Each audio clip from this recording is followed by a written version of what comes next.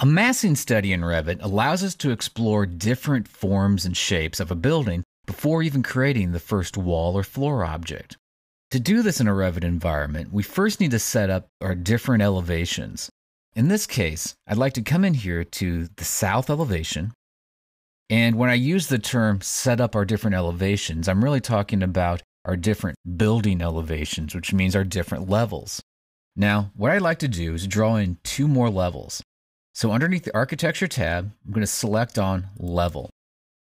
And these are going to be 2 more levels, and they'll be 10 feet apart. So we'll click and click again, and then click again to have 4 levels. I'm going to hit Escape a couple of times to get out of the command. We can see that we have new levels here underneath the project browser. Now, what we need to do is set up each of these levels so that they're viewing level 1. So when we start to draw our shape in, we'll be able to see what the general shape and form of our shapes are, even if we're working all the way up on the 4th floor. So double click on level 4, go to its properties, and then underneath Underlay, change this to be level 1 and select on Apply. Now we need to do the same thing again with level 3. Go into Properties, change its underlay to be level 1, and click on Apply. Now that we've done that, we can go into level 1, move to the Massing and Site tab on the ribbon.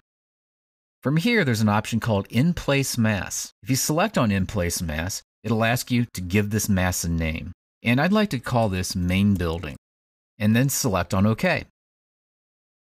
From here, we'll pick on the Rectangle tool because that's the shape that I want the base of my building to be. We'll click, and then we'll create a building which is about 40 by 100. It doesn't have to be exactly that, but as long as it's close, it'll be fine for this example. And then click.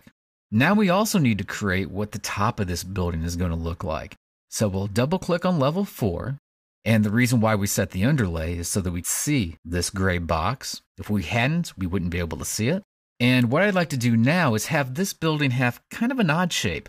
I'd like it to flare out a little bit toward the top. So to do this, I'm going to select on the Pick Lines tool. And from here, there's an offset value. I'm going to have this offset 4 feet. And because it's flaring out, what we want is that dashed line that shows up if we highlight over one of these lines to be on the outside. Go all the way around the perimeter of this shape.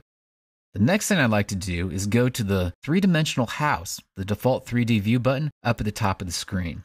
And we can see those 2 shapes that we just drew in at the appropriate levels. Now we should select on the Modify tool so that we can click, hold our mouse button down, and then highlight over each of these boxes that we just drew. From here, go to Create Form and click on Solid Form. This is going to create a solid form shape, and this is the shape that I want our building to be. Now select on Finish Mass to finish this up. Next, we need to go to level 1 floor plan. And I'd like to draw in a secondary shape right here off to the side. And in this case, it's going to be underneath the Massing and Site tab, In Place Mass.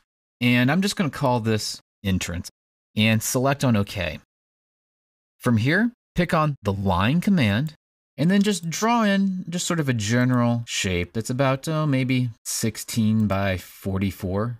Come up to wherever feels comfortable to you, draw it over. The only thing is it needs to be one continuous line if you follow it all the way around. I'd like this to come up to level 3. So double click on level 3 now. There we can see that shape, start to see that flare. And in this case, I just want this to be a straight rectangle going right on up. So to do that, we could either use the Pick Lines tool or we could just trace around it by just drawing lines, just like we did before to draw the initial base shape. And now pick the endpoints of each one of these, sort of connect the dots going all the way on around like so. Go back into that 3D view because this is the easiest way to select on these individual lines. Click on the Modify, window around those shapes, Create Form, Solid Form. Now we have a secondary form. Something else that we can do now that we have 2 forms that are going to be actually crossing each other. Actually, one thing we need to do first is click on Finish Mass right here so that this mass and this are now touching each other.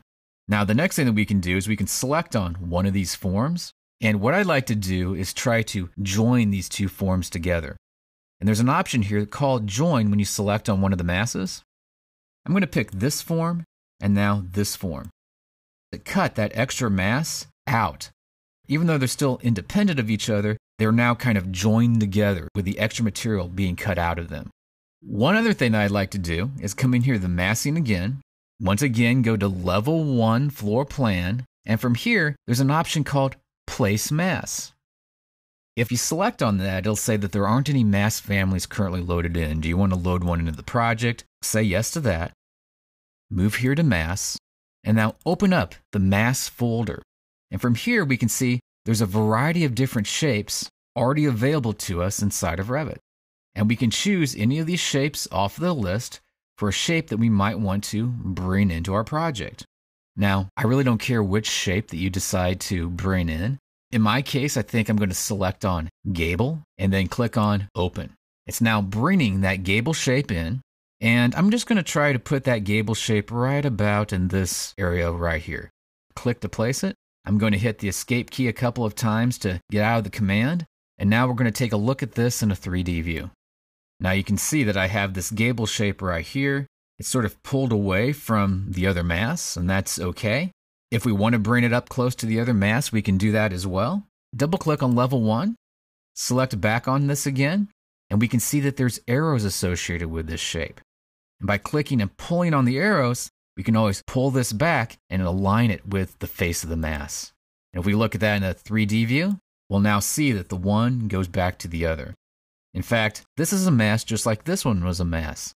So what that means is that we can select on this, come up here to Join, and if we wanted to join this and this together, we could, and we can see it sort of clipped this off, and now this is its own mass. So we can begin to explore our different shapes by using underneath the massing tools in Place Mass and Place Mass.